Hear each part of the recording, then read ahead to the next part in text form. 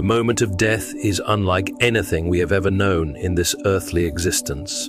It is a transition from time into eternity, from the perishable into the imperishable. It is the moment when the soul, having endured the trials and sufferings of the mortal body, is set free to enter the realm of the unseen. For those who have lived in faith, this is not a moment of darkness, but of divine revelation. Imagine standing on the threshold of two worlds, the earthly fading behind you, and the spiritual unfolding before you. Your last breath on earth is your first breath in eternity.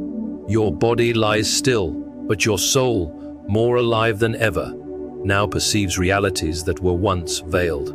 In that instant, you are no longer bound by the limitations of flesh. The weight of human frailty falls away, and you step into the realm of the eternal.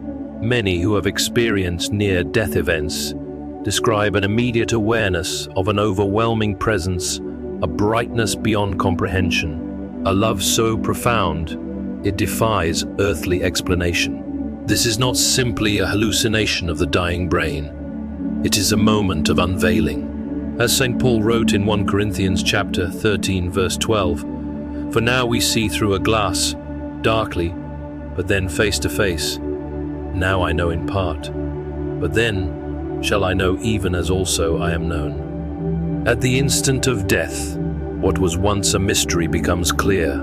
For the righteous, this moment is not one of fear but of awe. The veil has been lifted.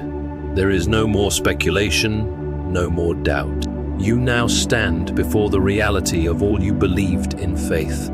The love of God, the truth of His promises, the fullness of His mercy, all of it is before you.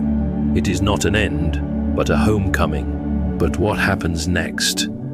If death is a door, where does it lead? The journey has only just begun. The moment after death is not an empty void, nor a dreamless sleep.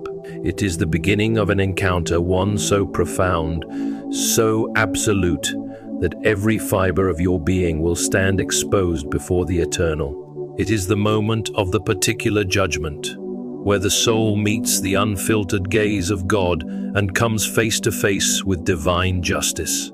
Scripture tells us in Hebrews chapter 9, verse 27, "It is appointed unto men once to die, but after this, the judgment.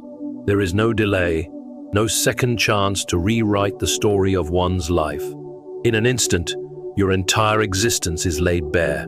Every thought, every action, every unspoken motive, things forgotten by the mind, but not by the soul, are now illuminated by the piercing light of truth."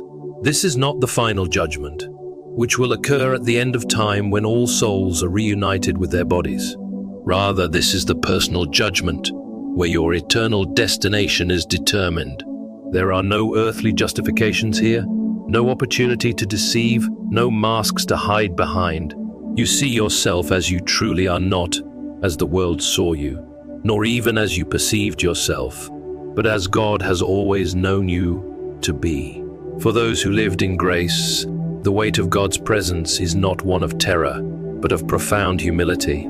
They fall before Him, overwhelmed by both His holiness and His mercy.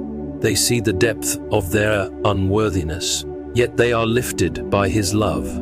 This is the fulfillment of Matthew chapter 25, verse 21. "Well done, thou good and faithful servant. Enter thou into the joy of thy Lord." For those who rejected grace, however, the judgment is of an entirely different. God's perfect timing, long after it seemed impossible.